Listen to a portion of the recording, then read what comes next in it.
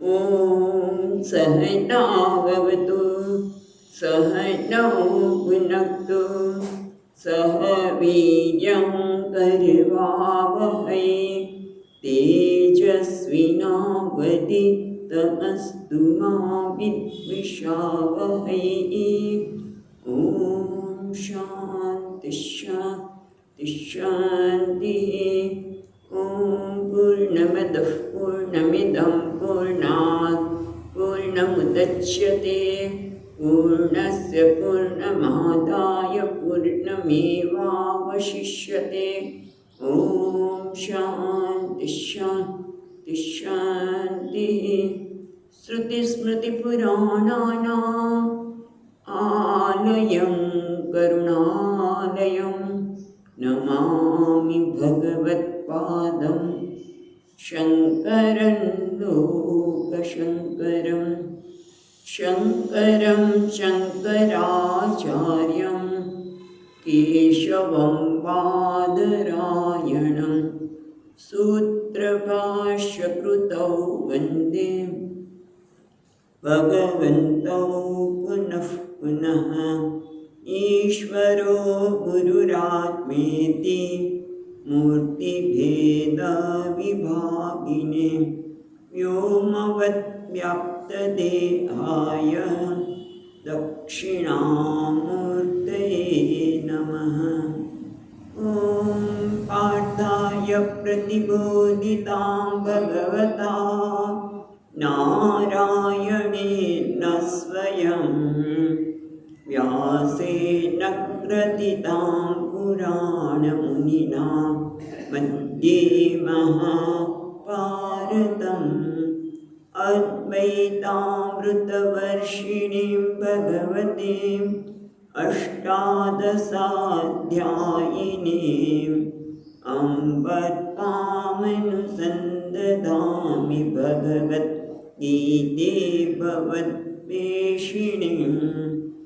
यं ब्रह्मा वरुणेन्द्ररुद्रमरुतः स्तुन्वन्ति दिव्यैस्तवैः वेदैः साङ्गपदक्रमोपनिषदैः गायन्ति यं सामगाः। ध्यानावस्थिततद्गतेन मनसा पश्यन्ति यं योगिनः यस्यान्तं न विदुःसुरासुरगणाः देवाय तस्मै नमः।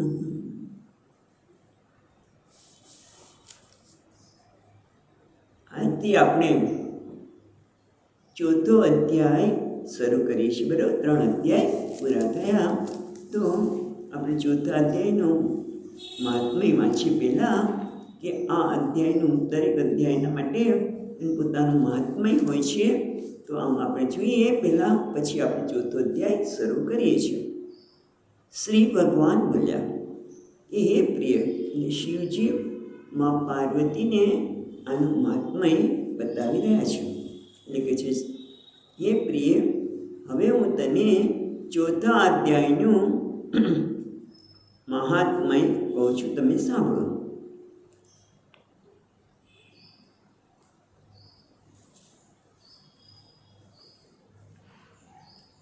ભાગીરથીના કિનારે વારાણસી નામની એક નગરી છે. ત્યાં વિશ્વનાથજીના મંદિરમાં ભરત નામના યોગનિષ્ઠ મહાત્મા રહેતા હતા. તેઓ દરરોજ આત્મચિંતનમાં તત્પર થઈ આદરપૂર્વક ગીતાના ચોથા અધ્યાયનો પાઠ કરતા હતા.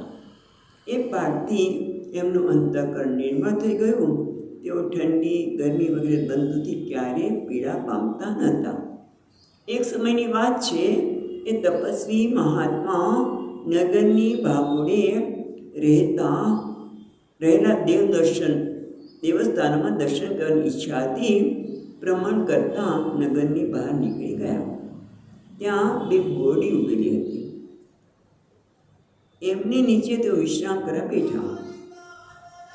એક બોરડીના થડીએ માથું ટેક્યું અને બીજા બોડીના થડીએ પગ ટેકવ્યા. થોડી વાર વિશ્રામ કરી તેઓ ત્યાંથી ચાલતા થયા. અને એ પછી પેલી બંને બોડીઓ 5-6 દિવસમાં અંદરથી સુકાઈ ગઈ. એના પાંદડા અને ડાળીઓ પણ ખતમ થઈ ગયા. અને એ પછી બંને બોડીઓ કોઈ બ્રાહ્મણના પવિત્ર કુળમાં બે કન્યા તરીકે જન્મી. એ બંને કન્યાઓ જ્યારે 7 વર્ષની થઈ ત્યારે એક દિવસ એમણે દૂર દેશથી ભ્રમણ કરીને આવતા પેલા ભરત મુનિને જોયા. એમને જોતાં જ બંને એમના ચરણમાં પડી અને મીઠા વચનોથી બોલી કે મુનિવર્ય, આપની કૃપાથી અમારા બંનેનો ઉદ્ધાર થયો છે. અમે બોરીના વૃક્ષની યોનિને તજીને આજે માનવ શરીરને પ્રાપ્ત કરીશું. એમના આ પ્રમાણે કહેવાથી મુનિ ઘણા આશ્ચર્યમાં પડી ગયા. એમણે કહ્યું, સ્ત્રીઓ, મેં તમને ક્યારે અને કઈ રીતે મુક્ત કરી છે? સાથે એ પણ કહો કે તમે બોડી રૂપે કેમ અવતરી હતી, કારણ કે આ બાબતે હું કંઈ જ જાણતો નથી. ત્યારે એ કન્યાઓ પહેલાં એમને બોડી થવાનું કારણ બતાવ્યું કે મુનિ, ગોદાવરી નદીના કિનારે છિન્નપાક નામે એક ઉત્તમ તીર્થ છે. આ તીર્થ બહુ પુણ્ય આપનારું છે અને અત્યંત પવિત્ર તીર્થ ગણવામાં આવે છે. છિન્નપાક એ તીર્થ સ્થાને સત્યતપા નામની એક તપસ્વી કઠોર તપ કરતા હતા. તેઓ ગ્રીષ્મ ઋતુમાં પ્રજ્વલિત અગ્નિઓ વચ્ચે બેસતા, વર્ષા ઋતુમાં પાણીની ધારાઓથી એમનું મસ્તક હંમેશા ભીંજાયેલું રહેતું તથા શિયાળામાં એ પાણીમાં નિવાસ કરવાને કારણે એમની શરીરની રૂંવાટીઓ હંમેશા ઊભી રહેતી. તેઓ હંમેશા અંતર્બાહ્ય રીતે શુદ્ધ રહેતા, સમયસર તપ કરતા અને મન અને ઇન્દ્રિયોને સંયમમાં રાખીને પરમ શાંતિપૂર્વક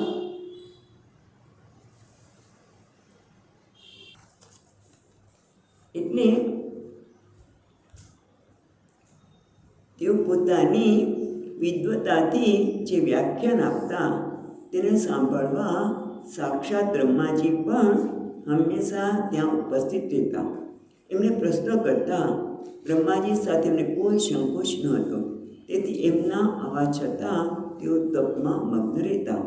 પરમાત્માના ધ્યાનમાં હંમેશા મગ્ન રહેવાથી તેમનું તપોબળ હંમેશા વૃદ્ધિને પામતું. સત્ય તપાને જીવન મુક્ત સમાન માની ઇન્દ્રએ પોતાના સમૃદ્ધ સંબંધમાં કંઈક ભય જેવું લાગ્યું. તેથી તેમણે સત્યતપાના તપમાં સેંકડો વિઘ્ન નાખવાના શરૂ કર્યા. અપ્સરાઓના સમૂહમાંથી અમને બેને બોલાવીને ઇન્દ્રએ આ મુજબની આજ્ઞા કરી કે તમે બંને તપસ્વી મુનિના તપમાં વિઘ્ન નાખો. તેઓ મને ઇન્દ્રપદથી દૂર કરીને ઇન્દ્રાસન લેવા માગે છે. અને એટલા માટે જ જ્યારે સંન્યાસ લેવામાં આવે ત્યારે બધાને અભય આપે છે કે ઇન્દ્ર, તું પણ અમારાથી ડરીશ નહીં, મારે તારું કોઈ ઇન્દ્રાસન જોતું નથી. પણ છતાં અહીંયા કહે છે કે ઇન્દ્રને ડર લાગ્યો કે કદાચ આટલા તપ કરે છે તો મારું ઇન્દ્રાસન લઈ લેશે. એટલે ઇન્દ્રની આજ્ઞા મેળવીને અમે બંને ત્યાંથી નીકળી ગોદાવરી નદીના કિનારે જ્યાં આ મુનિ તપસ્યા કરતા હતા ત્યાં મંદ અને ગંભીર સ્વરથી વાગતા મૃદંગ અને મધુર વેણુના સાથે બંને અપ્સરા સહિત મધુર સ્વરમાં ગાવાનું શરૂ કર્યું. એટલું જ નહીં, યોગી મહાત્માને વશ કરવા અમે સ્વર, તાલ અને લય સાથે નૃત્ય પણ કરવા લાગ્યા. વચ્ચે વચ્ચે થોડો પાલો ખસેડીને અમારી છાતી ખુલ્લી કરતા હતા. અમારી ઉત્તમ ચેષ્ટાઓ કામ દીપન કરનારી હતી, પરંતુ આ ચેષ્ટાઓએ નિર્વિકારી મહાત્માના મનમાં કોપનો સંચાર કર્યો. ત્યારે તેમણે હાથથી પાણી છાંટીને ક્રોધપૂર્વક શાપ આપ્યો. અરે, તમે બંને ગંગાના કિનારા ઉપર બોડી થઈ જાઓ.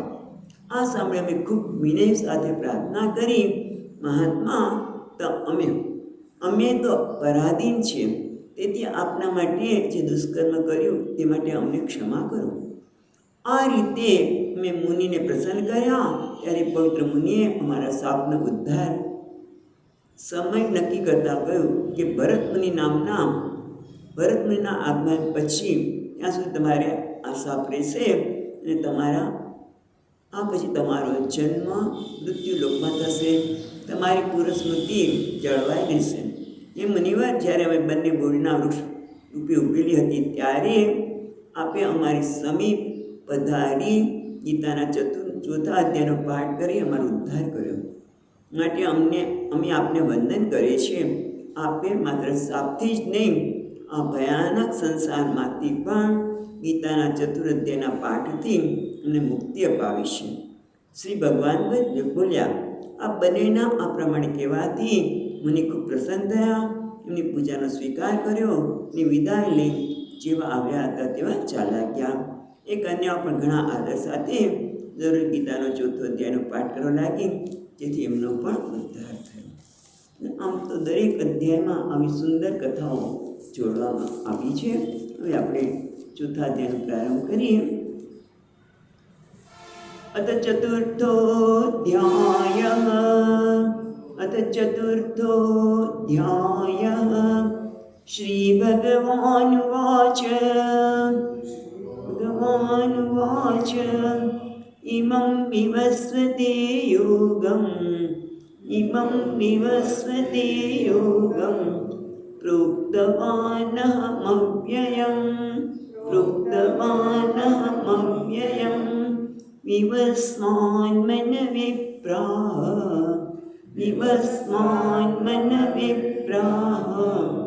મનોરિક્ષ્વાપવે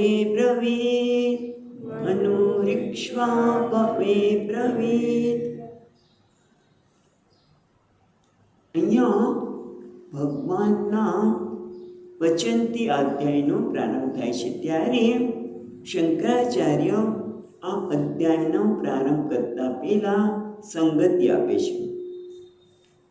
યહ અયમ યોગ. અહીંયા કહે છે ઇમં વિવસ્વતે યોગમ. યોગ, આ યોગ છે એ કયો? તો કે જે અધ્યાયદ્વયેન ઉક્તઃ, બીજા અને ત્રીજા અધ્યાયમાં ભગવાને યોગની જ્ઞાનની વાત કરી. અને આપણે જોઈએ છીએ એ પ્રમાણે બીજા અધ્યાયના પ્રારંભમાં જ અર્જુને કહ્યું કે મારું નિશ્ચિત કલ્યાણ થાય એ તમે મને આપો. અથવા તો બીજા શબ્દમાં કહીએ તો બધાને નિશ્ચિત કલ્યાણમાં જ રસ છે. બીજી રીતે જોઈએ તો બધાને મોક્ષમાં જ રસ છે. બધાને મુક્તિ જ જોઈએ છે. જન્મ્યા ત્યારથી મુક્તિ માટે બધા ઝંખે છે. નાનું બાળક આપણે ઘણી વાર વાત કરી છે કે નાનું બાળક પણ જરાક ચાલતા શીખે પછી માની આંગળી કે પિતાજીની આંગળી પકડવી ગમતી નથી. પછી મોટા થયા, મારે અજ્ઞાની રહેવું નથી, માટે ભણું છું, મને પૈસા જોઈએ, કારણ કે નહીં તો હું બરોબર. દરેક વખતે મુક્તિ છે. આમાંથી મુક્તિ, પેલામાંથી મુક્તિ, પણ નિશ્ચિત મુક્તિ નથી.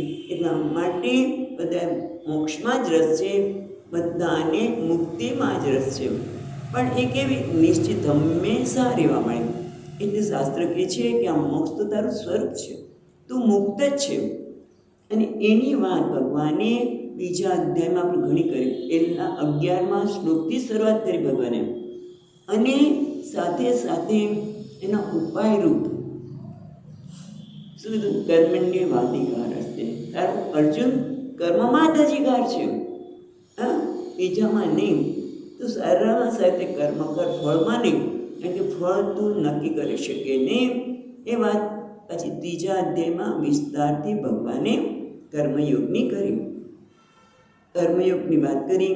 અને સાથે સાથે બીજા અધ્યાયમાં ભગવાને આપણને મોક્ષની વાત કરી. મોક્ષ તારું સ્વરૂપ છે. અને એટલે કે તું મોક્ષ તારું સ્વરૂપ છે. તો સંન્યાસ કહો તો સંન્યાસ એટલે કે જ્ઞાન. કયા પ્રકારનું જ્ઞાન? કે હું કર્મથી મુક્ત છું, મેં ક્યારેય કર્મ કર્યા નહોતા, ક્યારેય કર્મ કરતો જ નથી. નૈવ કિંચિત કરોમિતિ, અને એટલું જ નહીં, હું સર્વાત્મા છું, આ સર્વનો આત્મા, સર્વનું સત્ય એ હું છું. આ પ્રકારનું જ્યારે પોતાના સંદર્ભમાં ઓળખાણ થાય એનું નામ જ સંન્યાસ. એની જ વાત ભગવાન ભગવદ્ ગીતામાં કરે છે. અને એના માટે ત્રીજા અધ્યાયનો કયો શ્લોક છે? ત્રીજો શ્લોક. લોકેસ્મિન દ્વિવિધા નિષ્ઠા પુરા પ્રોક્તા મયાનઘ. ત્યાં ભગવાને બે પ્રકારની જીવન પ્રણાલી વાત કરી. જ્યાં જ્ઞાન છે કે હું ક્યારેય કર્મ કરતો જ નહોતો, હું તો પૂર્ણ છું. કારણ કે અપૂર્ણતામાંથી કર્મનો પ્રાદુર્ભાવ થાય છે. હું ઊણો છું, અધૂરો છું, આ કર્મ કરી લો, અહીં આ કરી લો. લોકો દોડાદોડ કરતા હોય.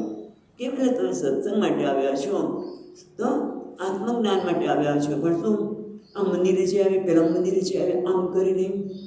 કારણ કે કેમ હજી કંઈક મેળવવાનું બાકી છે માટે. અને એવા લોકો માટે શું છે? કર્મયોગ. કર્મયોગ એટલે કર્મ યોગની ભાવનાથી, ઈશ્વરને અર્પણ કરવાની ભાવનાથી કેવી રીતે કરવું એની પણ વિસ્તારથી ભગવાને ત્રીજા અધ્યાયમાં વાત કરી. અને ત્યાં એ પણ કહ્યું કે જેને આ જ્ઞાન પ્રાપ્ત કરશે, શું હું પૂર્ણ છું, હું નૈવ કિંચિત કરોમિતિ, હું ક્યારેય કરતા હતો જ નહીં. કારણ કે હું પૂર્ણ છું માટે. એ જ્ઞાન માટે જીવન રીતિ એટલે નિવૃત્તિ માર્ગ. ત્યાં ત્રીજા અધ્યાયમાં નિવૃત્તિની વાત કરી. શું? જ્ઞાન યોગેન સાંખ્યાનમ, કર્મયોગેન યોગિનમ. જેને આ જ્ઞાન પ્રાપ્ત કર્યું છે એ સંન્યાસ રીતિ. સંન્યાસ જીવનની એક રીતિ છે જે બધું છોડીને નિવૃત્તિ માર્ગ જેને કહીએ, અને એ રીતે જ્ઞાનમાં નિષ્ઠા પ્રાપ્ત કરવા પ્રયત્ન કર્યો. અને બીજો છે જે હજી ઘણું બધું કરવું છે એવું લાગે છે, પણ છતાં એના જીવનમાં વિવેક છે, એ જે પ્રવૃત્તિ માર્ગમાં છે, એના માટે ભગવાને કર્મયોગ ભાવનાથી કેવી રીતે કર્મ કરવું એ શીખવાડ્યું. અને આપણા સ્વામીજીની ભાષામાં કઈ, પૂજ્ય મહારાજની ભાષામાં તો શું છે કે હું અત્યાર સુધી કેવું છે? માગનાર છું અને આપનાર બનું. હું ગીવર, હું અત્યાર સુધી માગનાર છું, પણ માગનાર નહીં પણ આપનાર બનું. એટલે શું? માગનાર ફક્ત ભૌતિક વસ્તુની માગણી નથી કરતા, આપણે લાગણીના સ્તરે પણ માગણી કરીએ છીએ, બુદ્ધિના સ્તરે પણ માગણી કરીએ છીએ. મારા અભિમાનને કેમ સંતોષ થાય એ પ્રકારનું મારું વ્યવહાર હોય છે. લાગણીના સ્તરે પણ આપણી માગણીઓ હોય છે. મારી સાથે કોઈ આવી રીતે બોલે, મારી સાથે સરસ રીતે વાત કરે, આ બધી જ માગણીઓ આપણી હોય છે કે લાગણીના સ્તરની છે. મારો સ્વીકાર થાય ને ન સ્વીકાર થાય તો તે વાત કરતા હતા કે ન સ્વીકાર થાય તો પેલા માજીને પોતાની બનાવેલી અંગૂઠી સોનાની, કેટલા વર્ષોથી મહેનત કરીને સુંદર અંગૂઠી બનાવી, અને કોઈ પૂછ્યું નહીં કે ક્યારે તમે આ બનાવી, કેટલું સુંદર છે, અને એના માટે ઝૂંપડી બાળવી પડી. કે પહેલાં પૂછ્યું તો ઝૂંપડી ન બાળત ને, ખ્યાલ છે? એટલે ટૂંકમાં આપણી આવી જરૂરિયાત છે, તો એમાંથી મુક્ત થવું એનું નામ કર્મયોગ. આ બધી પ્રકારની મુક્તિ એટલે આપણે આપનાર બનીએ, લેનાર નહીં. આપણે શરીરના સ્તરે બરાબર છે, કારણ કે શરીરના સ્તરે જરૂર પડવાની છે. સંન્યાસીને પણ ભોજન વગેરે ભિક્ષાની, પણ લાગણીના સ્તરની જરૂરિયાત છે, બુદ્ધિના સ્તરની જરૂરિયાત છે, જે માણસને હંમેશા આમ તો જોઈએ તો ભિખારી જ રાખે છે. અને એમાંથી મુક્ત થવા માટે કર્મયોગ ભાવનાથી કેમ કર્મ કરવું? એટલે સ્વામીજી કર્મયોગ ભાવના એટલે હવે તો આપનાર બન. ભગવાને કહ્યું છે એ પ્રકાર જો તું કર્મ કરીશ તો તારે લાગણીના સ્તરની માગણી કે બુદ્ધિના સ્તરની માગણી રહેશે નહીં. અને ભગવાન શું કર્મણી એવ તો અધિકારમ માં ફલેશુ કદાચન સિદ્ધ્ય સિદ્ધ્યો સમો ભૂતવા સમત્તં યોગ ઉચ્યતે. બહુ વિસ્તારથી બીજામાં કીધું અધ્યાયમાં, અને ત્રીજા અધ્યાયમાં પણ વિસ્તાર કર્યો કે તું આરામ સાથે કર્મ કરો, કર્મમાંથી આનંદ મેળવ. હા, સિદ્ધ્યો, સફળતા મળે, નિષ્ફળતા મળે, માન મળે કે અપમાન મળે, એ બધું ભગવાનનો પ્રસાદ છે. એમાં તું તારી શક્તિને વેડફીશ નહીં, અને આ રીતે કર્મયોગ ભાવનાથી જે જીવન જીવે છે એને પ્રવૃત્તિ માર્ગ કયો, પણ છેવટે એને પણ જ્ઞાન તો મેળવવાનું છે. એટલે સંન્યાસી નિવૃત્ત થઈને ગુરુકુળમાં જઈને ગુરુ પાસે અધ્યયન કરે છે અને આ પણ સત્સંગ દ્વારા આ જ્ઞાન પ્રાપ્ત કરે છે. એટલે ટૂંકમાં ભગવાને આમ જોવા જઈએ તો અહીંયા કહે છે કે ગીતાસુ ચ સર્વાસુ એવમ યોગ વિવક્ષિત ભગવતા અતઃ પરિસમાપ્ત. આમ જોવા જઈએ તો કર્મયોગ એ ઉપાય છે, જ્ઞાનની પ્રાપ્તિ ઉપેય છે. અને ભગવાને જ્ઞાન એટલે આત્માનું યથાર્થ જ્ઞાન એ 11મા શ્લોકથી બીજા અધ્યાયમાં શરૂ કર્યું. અને પાછા ભગવાને આ જ્ઞાનમાં નિષ્ઠ થયેલી વ્યક્તિ, અને જોકે અર્જુન પ્રશ્ન પૂછ્યો હતો અને ભગવાને સ્થિતપ્રજ્ઞની વાત કરી. આમ જોવા જઈએ તો ભગવાનનો ઉપદેશ બીજા અને ત્રીજા અધ્યાયમાં પૂરો થઈ ગયો, પરિસમાપ્તિ. હવે કંઈ કહેવાની જરૂર તો છે જ નહીં. આમ જોવા જઈએ તો આ પછી હવે કોઈ જ્ઞાનનો ઉપદેશ આપવાની આવશ્યકતા દેખાતી નથી. પણ ભગવાન સામે તે અર્જુનને કહે શું કહે છે? ઇમમ વિવસ્વતે યોગમ, મેં આ યોગ છે એ મેં વિવસ્વાને કહ્યું. આમ જોવા જઈએ તો વંશ કથનમ, આ જ્ઞાનની પરંપરા, જ્ઞાન પરંપરા અથવા તો વંશ કથનમ, આ જ્ઞાન કેવું છે? આ જ્ઞાન કોઈ સામાન્ય નથી અર્જુન, જેથી તારામાં એટલે આમ તો જોવાય છે કે ભગવાન હવે જે વાત કરી રહ્યા છે જ્ઞાનની પરંપરાની વાત કરે છે. આ જ્ઞાન કોઈ સામાન્ય જ્ઞાન નથી, જેથી અર્જુનને શ્રદ્ધા બેસે. ક્યારે કોઈ કહેવાય તમે એમની પાસે જાઓ છો, એને તો કંઈ ક્યાંથી જ્ઞાન પ્રાપ્ત કંઈ કશું કે કોઈ લોકો આપણી શ્રદ્ધા લગી છે અને તો શું થાય? એટલે ભગવાન અર્જુનને આ જે જ્ઞાન આપ્યું છે એમાં શ્રદ્ધા દ્રઢ થાય. અર્જુન કરતાં આપણા જેવા લોકોને કે ભાઈ આ અર્જુનને ભગવાને જે આ જ્ઞાન આપ્યું તો અત્યારે રણમેદાનમાં આપ્યું, આ કાલ્પનિક છે, કૃત્રિમ છે. તો ભગવાન કહે છે ના, આ કોઈ સામાન્ય જ્ઞાન નથી. એટલે આ જ્ઞાનની પરંપરાની વાત ભગવાન અહીંયા પણ કરે છે અને એવી રીતે મુંડક ઉપનિષદમાં પણ કહેવામાં આવે છે. યો બ્રહ્મા શું છે ને? સબ્રહ્મા દેવાનામ પ્રથમમ સંબભુવ. મુંડક ઉપનિષદમાં પણ પ્રારંભમાં કહે છે કે આ જ્ઞાન છે બ્રહ્માજી એ સૃષ્ટિના કર્તા બ્રહ્માજી વિશે વાત કરે છે, પણ એમને આ જ્ઞાન જે કયું જ્ઞાન છે? સર્વશ્રેષ્ઠ જ્ઞાન. સવિદ્યા બ્રહ્મ વિદ્યા સર્વવિદ્યામ પ્રતિષ્ઠા. બ્રહ્માજીએ બ્રહ્મ વિદ્યા એ સર્વવિદ્યામાં પ્રતિષ્ઠિત છે. કૈવલ્ય ઉપનિષદમાં પણ આવ્યું કે આ કેવું છે? ઉત્તમ શ્રેષ્ઠ કેમ છે? કારણ કે બીજી બધી વિદ્યા આવી છે, બીજી બધા જ્ઞાને છે કે મને મારામાં અધૂરપની લાગણી ઉત્પન્ન કરે. ડૉક્ટર બને પછી ડૉક્ટરમાં પણ નિષ્ણાત બને તો એ થાય કે મને તો આ તો આવડે પણ બોલું તો આવડતું નથી. ભાઈ એના માટે તમારે બીજા ડૉક્ટર પાસે જવું પડશે, બીજી વ્યક્તિ કરવું પડશે. એ તો ગમે તે જ્ઞાન હોય. આ તો એક ડૉક્ટરની વાત કરી, પણ કોઈ પણ જ્ઞાન હોય જેમ જેમ પ્રાપ્ત કરતા જઈએ એમ આપણે કોઈ પણ મને આ તો નથી આવડતું, આનું તો આ વસ્તુ તો નથી આવડતી, ખ્યાલ આવે છે. પણ આ બ્રહ્મ વિદ્યા એવી છે, એ કહેવાય છે ઉત્તમ છે, શ્રેષ્ઠ છે. સર્વવિદ્યામ પ્રતિષ્ઠા.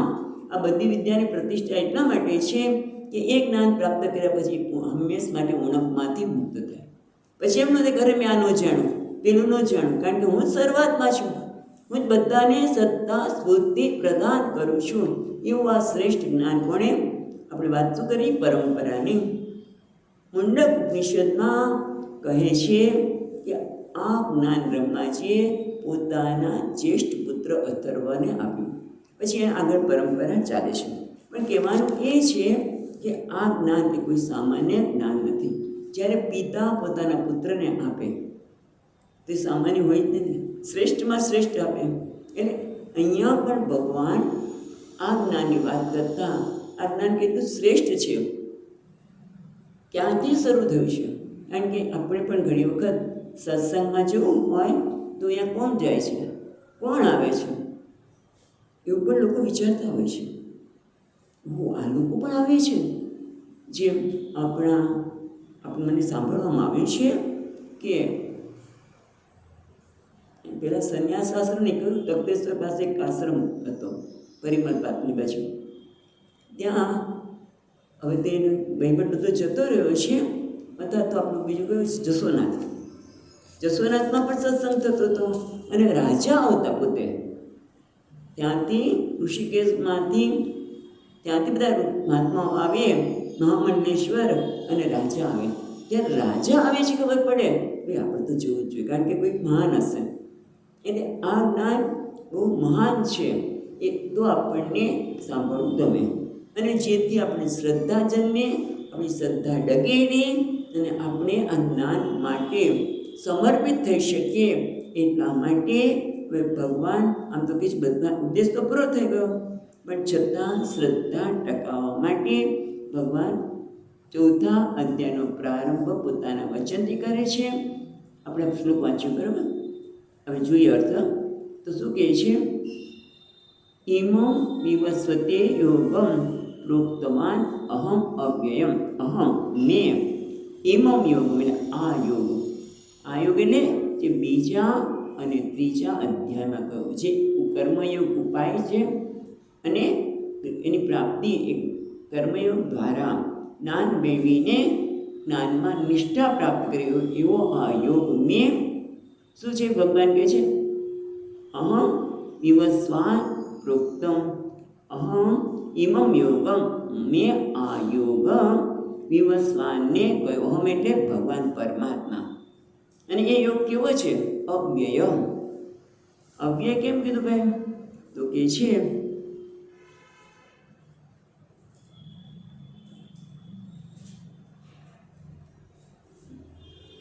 અવ્યય અવ્યય ફલત્વાન.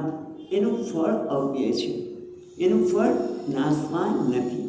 અવ્યય આમ તો વિષય પણ અવ્યય કહેવાય છે.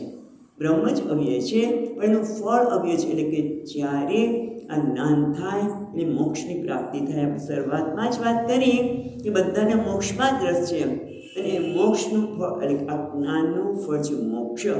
એક વખત મને જ્ઞાન થઈ ગયું પછી એ જ્ઞાન ક્યારેય જાય નહીં. નિર્વિકલ્પ સમાધિમાં આપણે બેઠા હોઈએ તે સમાધિ પૂરી થઈને પાછા આવી જવું પડે, પણ અવ્યય જ્ઞાન છે એનું અવ્યય જ્ઞાનનું ફળ શું છે? અવ્યય. એટલે એક વખત મને ખબર પડી કે હું જીવભાવ જે અનુભવું છું, અલ્પતા અનુભવું છું, દીનતા અનુભવું છું, અસહાયતા અનુભવું છું. હા, અને આ બધું કેવું છે? મારા વિશેના સાચા મારા હુંનો યથાર્થ જ્ઞાન નથી. માટે હું તો પૂર્ણ છું, હું ક્યારેય કર્મ કરતો જ નહોતો. એ એક વખત સમજણ પડ્યા પછી એ પાછી જવાની નથી. બરાબર? હકીકત છે ને કે એક વખત મને એક કોઈ પણ વસ્તુની સાચી સમજણ પડે તો એ જ્ઞાન જતું નથી. એટલે આત્માનું યથાર્થ જ્ઞાન થાય પછી એક જ્ઞાન જવાનું માટે અવ્યયમ. એટલા માટે કેવું છે? આ ફળની દ્રષ્ટિએ આ જ્ઞાન કેવું છે? અવ્યયમ. અને ભગવાન કહે છે ઇમં વિવસ્વતે પ્રોક્તમ અહમ અવ્યયમ યોગમ. આ યોગ છે એ યોગને જેનું ફળ કેવું છે? અવ્યય. એ જ્ઞાન મેં ભગવાન અહીંયા ઈશ્વર તરીકે કહે છે કે જ્યારે આ સૃષ્ટિનું પ્રારંભ થયો ત્યારે મેં આ જ્ઞાન કોને કહ્યું? વિવસ્વાન. વિવસ્વાન એટલે સૂર્યનું નામ છે, સૂર્યને વાત કરી. હવે મહત્વની વસ્તુ એ છે મેં આ જ્ઞાન, આ યોગ એટલે આ જ્ઞાન. બરાબર? આમ તો યોગ એટલે આ જ્ઞાન. આ જ્ઞાન છે અને જ્ઞાન અને સ્ફુરિત જ્ઞાન બે ખ્યાલ આવે છે? શબ્દ જ્ઞાન અને બીજું છે સ્ફુરિત. મેં કંઈક એવું આમ ધ્યાન કર્યું, નામ કર્યું, મને આ દેખાણું, સ્ફુરિત જ્ઞાન એવું કહેવાય ને. એમાં ફેર છે. જ્ઞાન એટલે જે જ્ઞાનમાં કોઈ પુરુષનો બુદ્ધિનો કોઈ આપણે બુદ્ધિ દ્વારા ઉત્પન્ન થયેલું જ્ઞાન નથી. જ્ઞાન જે છે ભગવાન જે જ્ઞાનની વાત કરે છે, મેં જ્ઞાન આપ્યું ઈશ્વરે. એટલે ઈશ્વર છે એ કે બુદ્ધિથી ઉત્પન્ન કરેલું જ્ઞાન નથી. જેમ બૃહદારણ્યક ઉપનિષદ પણ કહે છે કે ભગવાનના નિશ્વાસમાંથી આ જ્ઞાન સ્વરૂપ. વેદ છે એ ભગવાનના નિશ્વાસમાંથી, નિશ્વાસ એટલે અનાયાસે જ મળેલું જ્ઞાન છે. અને જે સ્ફુરિત કર્યું હોય તો એ શું થાય કે મેં પ્રયત્ન કર્યો, ધ્યાન કર્યું, આ કર્યું અને મને આ વસ્તુ દેખાણી. ઘણી વખત આપણે આવું મહાત્માઓ પાસેથી સાંભળતા હોય છે તો કે ના, એને પરંપરા દ્વારા જ્ઞાન પ્રાપ્ત કરેલું હોય. કારણ કે જ્યારે મને સ્ફુરણ થયું અને મને આ જ્ઞાન થયું તે બુદ્ધિની મર્યાદામાં આવવાની ખ્યાલ આવે. એ મર્યાદા આવી એમાં ભ્રમને બધું થઈ શકે ખરું, એ જતું રહે ખરું. પણ આ જ્ઞાન એવું છે કે ફક્ત કેવું છે કે તું જે છે એ જાણીને રહેવાનું. તત્વમસી તે તું છે, બરાબર ને? એ આ જ્ઞાનમાં કંઈ બનવાનું નથી, આ હકીકત છે. તે તું છે તત્વમસી એ પુકારીને કહે છે એ કેવું છે? હકીકત છે. કેમ?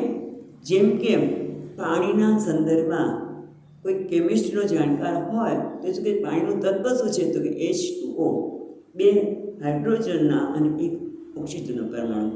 આ મીઠું જે દરરોજ વાપરું છું, બધા વાપરે છે એને બોલો કે NaCl, સોડિયમનો 1 કણ અને ક્લોરીનનો 1. આ હકીકત છે. જે સાયન્સ જાણે છે એ બીજા એને બીજી રીતે સમજે, પણ ટૂંકમાં જે હકીકત છે એને બદલાવી શકાય નહીં. એમ તે તું છે એ આ જ્ઞાન છે. એમાં ખાલી મારા વિશેની યથાર્થ અત્યારે મારી જાતે શું માનું છું? હું તો જાણું છું, હું વિશે મને જ્ઞાન પણ છે, પણ હુંનું જ્ઞાન શું છે? ક્યારેક સુખી છું, ક્યારેક કંઈક અરે રે મારા કરવા ધાર્યું તો પણ થયું નહીં, એટલે અસહાયતા અનુભવાય છે, દીનતા અનુભવાય છે. એ સાચી નથી. એ તું આ ઉપાધિ સાથે તાદાત્મ્ય કરીને આ અનુભવે છે, પણ તું ઉપાધિને પ્રકાશિત કરનાર છે. અને તે તું છે એટલે એ પરમાત્મા હું છું. એના માટે આપણે બહુ વાત કરી છે, પણ જરા યાદ અપાવી દે. કારણ કે ઘણા લોકો એમ થાય કે ઈશ્વર હું છું, આ તો પાપ લાગે. હા, જો તું ઉપાધિની દ્રષ્ટિએ તો તારી જાતને ઈશ્વર કહેતો હોય તો ખોટું જ છે. પણ હું એટલે જે અંદર બધાના હું એ જે ચૈતન્ય છે. હુંમાં 2 અંશ છે. એક જેને હું એટલે અહંકાર કહું છું, તે હું એટલે જેને અહંકાર તરીકે ઓળખું છું, એમાં એક ચેતન અંશ છે અને બીજો પ્રકૃતિનો અંશ. એક પુરુષ છે, પ્રકૃતિ એટલે જળ, અને હું પુરુષ એટલે ચેતન. એ ચેતન અને જે તે એટલે પરમાત્મા, એમાં પણ સર્વજ્ઞ, સર્વશક્તિમાન, એ બધા ઉપાધિના ધર્મ છે. એ ચેતનની દ્રષ્ટિએ હું છું, એ બ્રહ્મ હું છું. એવું જ્યારે મને જણાય, હું પૂર્ણ છે એવું જણાય, પછી આ માનવાની વાત નથી, આ તો હકીકત છે. એટલે કેવું છે? આજ્ઞા અવ્યય છે. પછી ભગવાન કહે છે ઇમમ વિવસ્વતે યોગમ પ્રોક્તમાન અવ્યયમ. આપણે ખબર છે કે 2 પ્રકારના વંશ છે. એક સૂર્યવંશ અને બીજો ચંદ્રવંશ. સ્વામીજી કે મહાભારત છે ને એ એમાં ચંદ્રવંશની વાતો આવે છે મોટે ભાગે ભાગવતનીમાં, અને રામાયણ છે એ રઘુવંશ અથવા તો સૂર્યવંશ, જેના ઈષ્ટદેવ કોણ છે? સૂર્ય. રામાયણમાં વાત કરીએ તો સૂર્ય છે. એટલે અહીંયા ભગવાન કહે છે મેં આ યોગ છે એ વિવસ્વાનને આપ્યો, સૂર્યને. એના પુત્ર મનુ પણ એમના પુત્ર છે, જે ધર્મ એ રાજા પણ છે અને ધર્મશાસ્ત્રના પ્રણેતા એવા મનવે, એટલે મનુને આ જ્ઞાન સૂર્યદેવે આપ્યું. પછી મનુએ પોતાના પુત્ર ઈક્ષ્વાકુ એવ બબ્રવીર. મનુએ આ જ્ઞાન ઈક્ષ્વાકુ, પોતાના પુત્ર ઈક્ષ્વાકુ, એને આ જ્ઞાન આપ્યું. પછી આગળ જોઈએ. પછી આગળ પરંપરાની વાત કરતાં બીજા શ્લોકમાં કહે છે. પણ આ એક બીજી વસ્તુ અહીંયા છે. શંકરાચાર્ય મહારાજ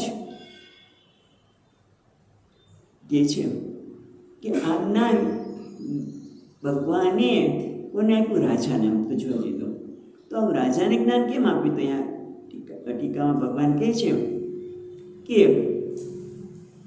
એમમ એટલે આ અધ્યાયદ્વય, આ 2 અધ્યાયમાં જે કહેવામાં આવેલો છે યોગ વિવસ્વતે આદિત્યાય સ્વર્ગાદૌ પ્રોક્તવાન અહમ.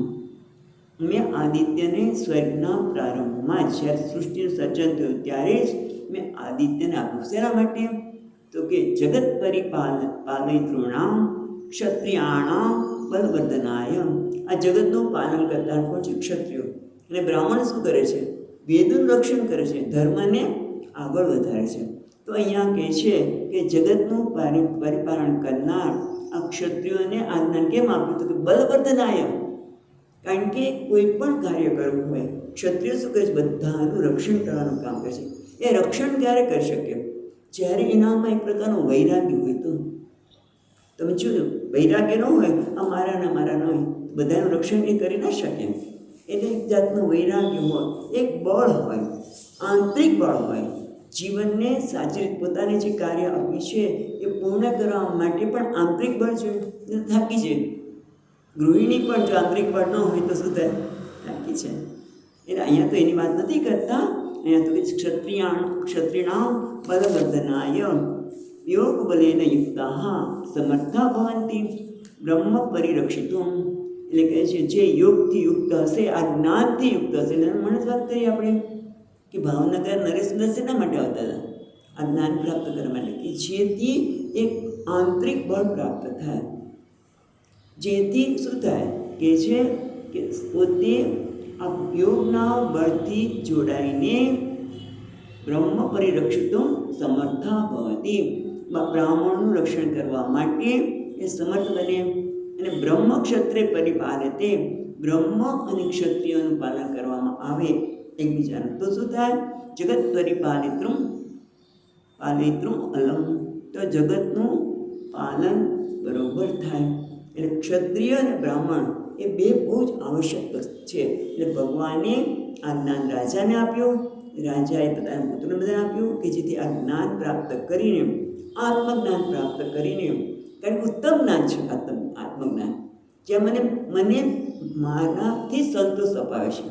આત્મનીય આત્માના પુષ્ટ, જ્યાં હું સંતુષ્ટ હોઉં ત્યારે હું સારામાં સારું કામ કરી શકું.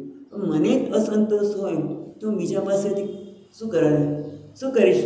એને મદદ નહીં કરું. મદદ કરતી વખતે પણ જોઈશ કે મને એ શું આપશે, તો એ મારું એવા જુદા જ હોય. પણ આ જ્ઞાન મને આત્માના તુષ્ટ બનાવે છે. એટલે ક્ષત્રિયો આંતરિક બળ અને સૂક્ષ્મતા પ્રાપ્ત કરે, જેથી જગતનું પરિપાલન કરી શકે, બ્રાહ્મણનું રક્ષણ કરી શકે. અને બ્રાહ્મણ અને ક્ષત્રિયના પરિપાલનથી આ જગતના બધા લોકોનું પરિપાલન થાય. એવું એટલા માટે આ જ્ઞાન ભગવાને વિવસ્વાનને આપ્યું. શંકરાચાર્ય મહારાજ અહીંયા મૂકે છે. કેવું કે અવ્યય, જેનું ફળ અવ્યય છે, તે સમ્યક દર્શન નિષ્ઠા લક્ષણ મોક્ષ ફલો ન વ્યતી. એટલે આ જ્ઞાન છે એ કેવું છે? સમ્યક દર્શન, હું જેવો છું તેવું જ્ઞાન હોવાને તેને મોક્ષ કહીએ માટે અવ્યય છે. એમણે મનુને આપ્યું, મનુએ એમના પુત્રને ઈક્ષ્વાકુને આપ્યું. હવે આગળ બીજા શ્લોકમાં કહે છે એવં પરંપરા પ્રાપ્તમ,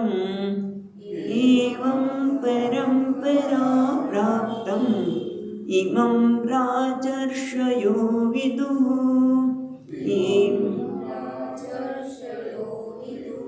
સકાલે નેહ મહતા યોગો નષ્ટ પરંતપ.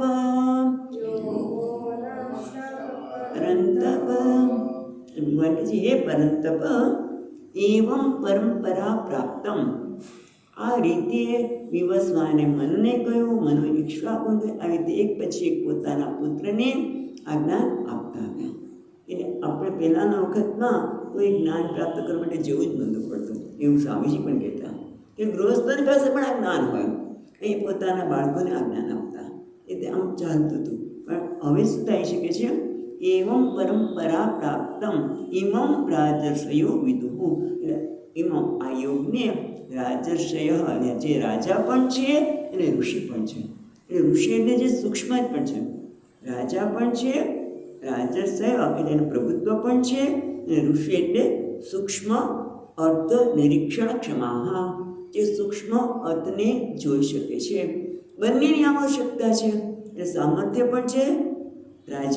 રાજર્ષય ભગવાને રાજર્ષય એટલે શું છે? રાજા પણ છે, ઋષિ પણ છે. એટલે રાજા જે સામર્થ્ય છે, બળ છે, અને સૂક્ષ્મ અર્થને જોવાની શક્તિ છે. એવું એને કહે છે રાજર્ષય વિદુઃ. આ બધા જાણતા હતા. વિદુઃ એટલે જાણતા હતા. આ યોગ જે પરંપરાથી આવતો હતો એ બધા રાજા જે ઋષિ સમાન હતા બધા જાણતા હતા વિદુઓ.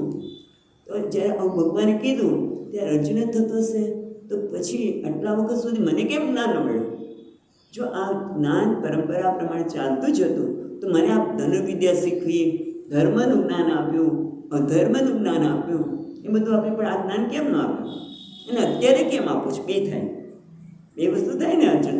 એવું ભગવાને અર્જુનના મોં પર જોયું હશે. એટલા માટે બીજી લીટીમાં કહે છે સકાલે નેહ મહતા યોગ નષ્ટ પરંતપ. એ અર્જુન, પણ અર્જુન નથી કહેતા ભગવાન, કહે છે પરંતપ. પરંતપ માટે અહીંયા મધુસૂદનજી મહારાજ કહે છે પરંતપ એટલે પરમ એટલે પરંતપ. પરમ પેલા શબ્દ કહે છે કામ ક્રોધાદિ શત્રુણામ શૌર્યેણ બલવતા વિવેકેન તપસા ભાનુરિવ તાપયતિ એટલે પરંતપ. બહુ સુંદર વ્યાખ્યા કરે છે કે પરમ તપ એટલે પરમ એટલે જે કામ ક્રોધ દુઃખ વગેરે જે શત્રુગણ છે એને શૌર્ય દ્વારા, શૌર્ય એટલે કયું શૌર્ય? વિવેક. બલવતા વિવેકેન એટલે કે વિવેક દ્વારા જેમ સૂર્ય બધાને તપાવે છે એમાં જ્ઞાન, વિવેક જ્ઞાનથી આ બધા જે કામ ક્રોધ દુઃખ વગેરે શત્રુ છે એને તું તપાવને સમર્થ છે. માટે તું કેવો છે? પરંતપ. એટલે કે તું ખરેખર આ જ્ઞાન માટે અધિકારી છે. અને આ જ્ઞાન શું છે?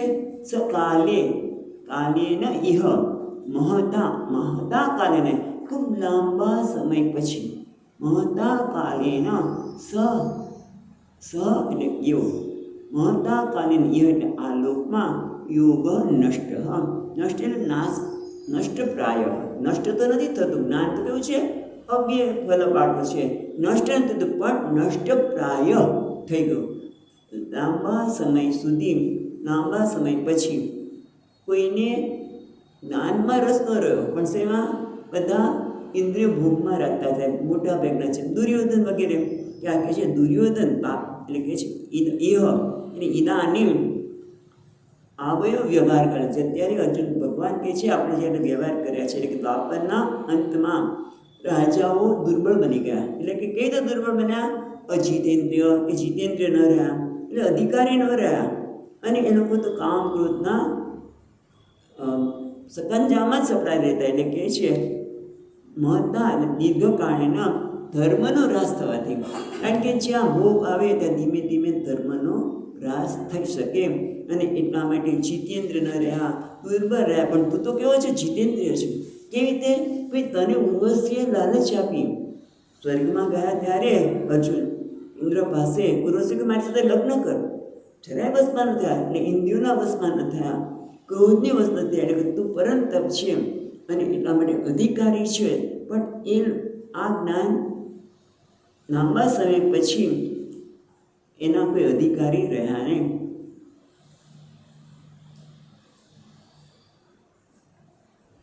ઓકે. અને એટલે કહે છે કે આ જ્ઞાન મહત્તા કાલે નષ્ટ, એ નષ્ટ થયું માટે પરંતુ હું અત્યારે તને કહું છું કારણ તું અધિકારી છું. પણ એ માટે ત્રીજા શ્લોકમાં વધારે સ્પષ્ટ કરે છે કે મેં તને આ જ્ઞાન કેમ આપ્યું. તો આગળ કહે છે ત્રીજો શ્લોક સ એવાયમ મયા તેદ્ય યોગ પ્રોક્ત પુરાતનઃ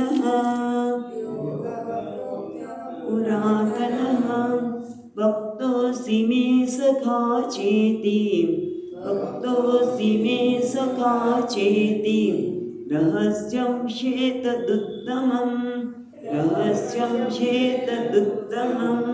એટલે ભગવાન કહે છે સ એવ અયમ મયા તે અદ્ય યોગ પ્રોક્ત પુરાતન. સ એવ અયમ યોગ, જે યોગની મેં તને વાત કરી કે સૃષ્ટિના પ્રારંભમાં વિવસ્વાને આપ્યું, એટલે કોઈ સામાન્ય નથી. અને વિવસ્વાનના પુત્રને પરંપરાથી પ્રાપ્ત થયેલું આ જ્ઞાન, આ યોગ જે નષ્ટપ્રાય થયો, એ જ મેં તને અદ્ય યોગ પ્રોક્ત, એ જ જ્ઞાનની મેં વાત તને અત્યાર સુધી કરીને બીજા ત્રીજા અધ્યાયમાં આમ જોવા જઈએ તો ભગવાને કે આ શ્લોકના રૂપમાં કહ્યું હશે નહીં. આ શ્લોકને ગ્રથિતામ હમણાં આપણે ધ્યાન શ્લોકમાં પણ બોલે છે ને, વ્યાસેન ગ્રથિતામ પુરાણ મનિના. એટલે વ્યાસજી પણ ગીતાનું જ્ઞાન ખબર હશે, એટલે લોકભોગ્ય થાય, લોકો સુધી પહોંચે, એટલે એમને આટલા બધા લાંબા એટલા બધા શ્લોકો દ્વારા એ જ્ઞાન પ્રગટ કર્યું છે. પણ લાગે છે કે ભગવાને જ્યારે રણમેદાનમાં કહ્યું છે ત્યારે આ ગીતાના શ્લોકના અર્થમાં ગાયું હશે, આ ગાન કર્યું હશે. ગીતા એટલે ગેય, પણ આટલું કદાચ નહીં કર્યું હોય. પણ છતાં આપણે અહીંયા જોઈએ કે ભગવાન શું કહે છે, મેં તને આ વાત કરી છે. બીજા અને ત્રીજા અધ્યાયમાં આ જ્ઞાન પ્રાપ્ત કર્યા પછી કશું જ કરવાનું રહેતું નથી, એવું મહાન જ્ઞાન કર્યું. એટલા માટે કહે છે રહસ્યમ હેત ઉત્તમ. બે વસ્તુ કે છે આ જ્ઞાન માટે, એક તો પુરાતન, પછી બીજું કેવું છે ભક્તોસી મેં સખા છે ઇતિ રહસ્યમ હેત તમે હેત છે ને ઇતિ ઉત્તમ. આ કેવું છે ઉત્તમ જ્ઞાન છે, રહસ્યમય પણ છે, ઉત્તમ એટલે શ્રેષ્ઠ જ્ઞાન છે, અને પુરાતન. અહીંયા પુરાતન કેમ કે છે કે જેનો ક્યારે નાશ થતો નથી. એ ટીકાકાર યમ વિના ચ પુરુષાર્થ ન લભ્યતે સ એવં પુરાતન આદિ ગુરુમ પરંપરા ગતઃ યોગ. એટલે કહે છે આ યોગ કેવો છે, પુરાતન છે, જેને પુરુષાર્થ કર્યા વગર પ્રાપ્ત થાય નહીં. અને બીજું પુરાતન નિત્ય છે. આ કહું છે પુરાતન નિત્ય. બે પ્રકારનું નિત્યત્વ છે, એક પ્રભા નિત્યત્વ અને બીજું આપણે પરમાર્થ નિત્યત્વ. એટલે પરમાર્થ નિત્ય જેને કાળની અસર થાય નહીં તે, અને પ્રવાહ નિત્ય એટલે કે જે સતત ગંગાજીના પ્રવાહને નિત્ય પ્રવાહ કહે, એને પણ નિત્ય કહેવા. પણ કેવું છે પ્રવાહ નિત્યત્વ, જેનો પ્રવાહ સતત બદલાતો જ પણ છે તો ગંગાજી. એમાં જ્ઞાન પણ પરંપરાથી એકબીજાના પ્રવાહ દરેક કલ્પમાં આ જ્ઞાન તો હોય છે. એટલા માટે એને પુરાતન નિત્ય છે, એવું પુરાતન જ્ઞાન છે. અને પાછું રહસ્યમ, આ જ્ઞાન કેવું છે રહસ્યમય છે. કેમ ભાઈ રહસ્યમય કહ્યું? એટલા માટે કે આ જ્ઞાન રહસ્યમય એટલા માટે છે કે બધાને આ જ્ઞાન થઈ શકે નહીં. જો વેદાંતનું અધ્યયન કરવા ન મળે, એટલે વેદાંત પ્રમાણ ન હોય તો આપણને આપણા સ્વરૂપનું રહસ્ય સમજાઈ શકે નહીં.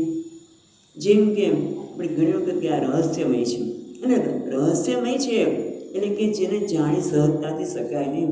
આમ પણ જો રહસ્યમય હોય ને એ બધાને કહેતા પણ નથી.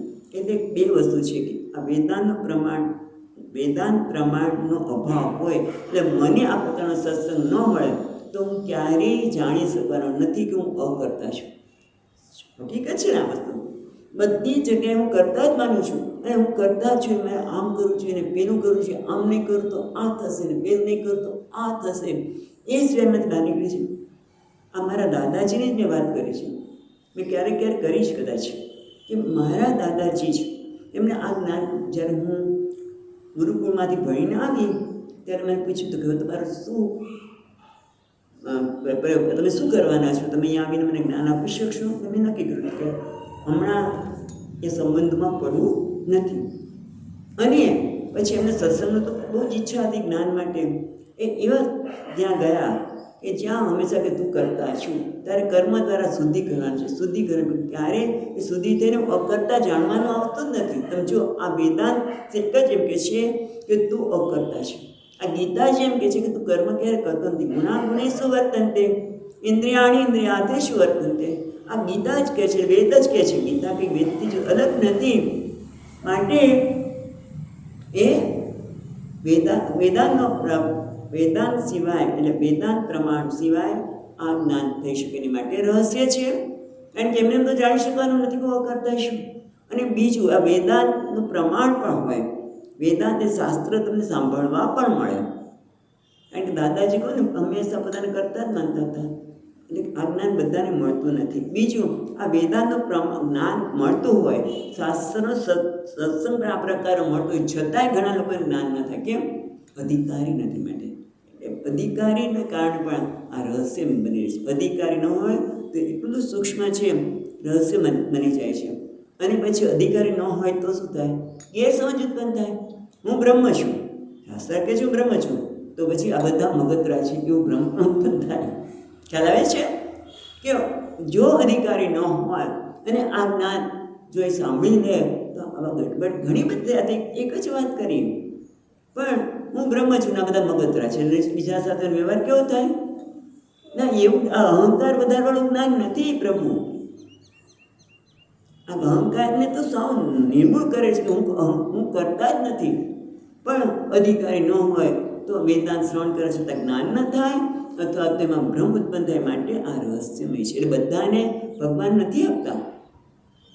18મા અધ્યાયમાં પણ કહે છે આ જ્ઞાન કોને આપવું જોઈએ.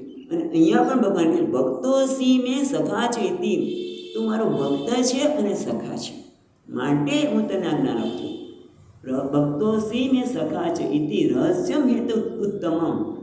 આ જે જ્ઞાન છે જે પરંપરાથી આવે છે તે પુરાતન જ્ઞાન, રહસ્યમય જ્ઞાન અને કેવું છે ઉત્તમ, શ્રેષ્ઠમાં શ્રેષ્ઠ. શ્રેષ્ઠની અવધિ જે આવી જાય છે તે શ્રેષ્ઠની જ્યાં અવધિ સીમા આવી જાય છે એને કે ઉત્તમ. એ ઉત્તમ જ્ઞાન આપણે આગળ ચર્ચા કરી ગયા. એ ઉત્તમ જ્ઞાન છે, રહસ્યમય છે અને પુરાતન છે. એ જ્ઞાન મેં તને એટલા માટે આપ્યું કે કારણ કે તું મારો ભક્ત છે. કેમ ભક્ત છે? અને પછી સખા પણ કહે છે.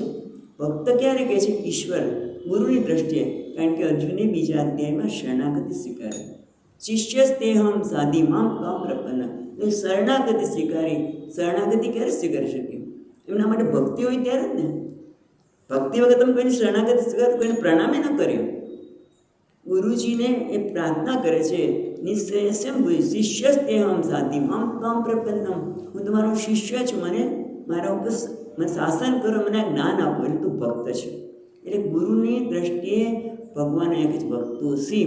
પણ સખાની કઈ દ્રષ્ટિ કહે છે? અવતારની દ્રષ્ટિ. આ યુગમાં જે અવતાર ધારણ કર્યું ત્યારે બંને સમાન ખ્યાત, બંને લગભગ સમાન ઉંમરના હતા અને સાથે રહેવાવાળા હતા. મિત્ર હતા ને અર્જુન પણ સખા. એટલે મારો મિત્ર પણ છે, એટલે નજીકનો છે અને સાથે સાથે ભક્ત પણ છે. ખાલી મિત્ર હોય તોય ન અપાય. મિત્ર હોય એટલે જ્ઞાન આપવું એવું જરૂર નથી. પણ સાથે અધિકારી છે, ભક્ત છે, શરણાગતિ છે, એના ભક્તિ છે.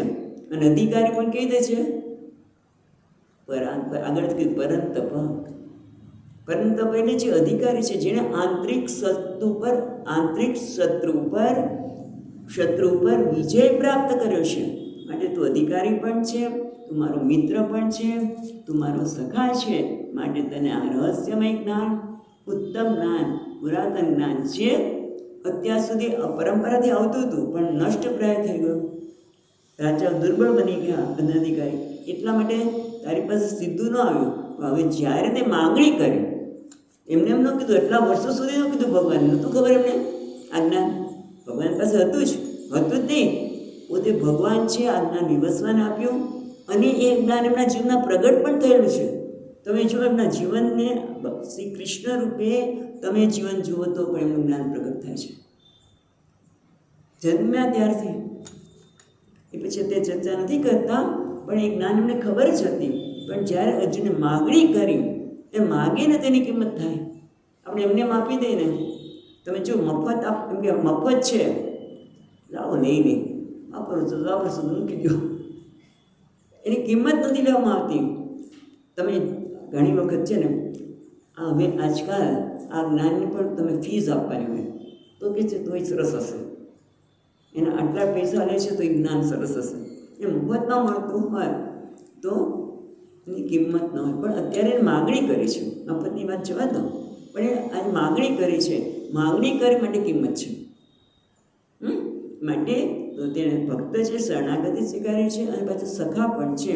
એ સખા હંમેશા પોતાના બીજા સખાનું હંમેશા હિત જ જોવે ને, મદદરૂપ થાય.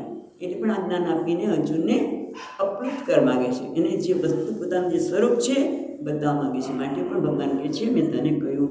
હવે આ કહ્યું ત્યારે અર્જુનને એક પ્રશ્ન થયો અને પ્રશ્ન આપણે કાલે જોઈશું. ઓમ પૂર્ણમદ પૂર્ણમિદં પૂર્ણાત પૂર્ણમુદચ્યતે પૂર્ણસ્ય પૂર્ણમાદાય पूर्णमेवावशिष्यते। ॐ शान्ति शान्ति शान्तिः। शङ्करं शङ्कराचार्यं केशवं बादरायणं सूत्रभाष्यकृतौ वन्दे भगवन्तौ पुनः पुनः। ईश्वरो गुरुरात्मेति मूर्तिभेदविभागिने व्योमवद्व्याप्तदेहाय दक्षिणामूर्तये नमः। ॐ शान्ति शान्ति शान्तिः। हरिः ॐ। श्रीगुरुभ्यो नमः। हरिः ॐ।